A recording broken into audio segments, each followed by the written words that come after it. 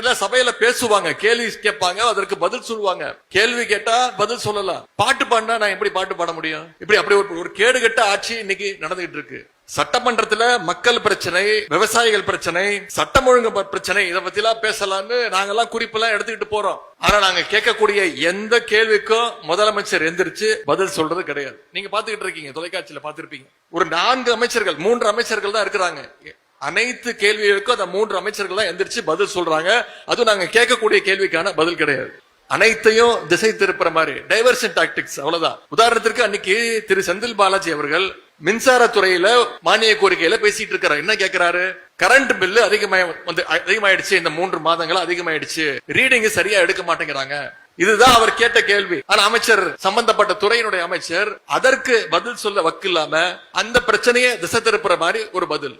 இதை தொடர்ந்து இந்த அரசு செஞ்சுட்டு இருக்கு.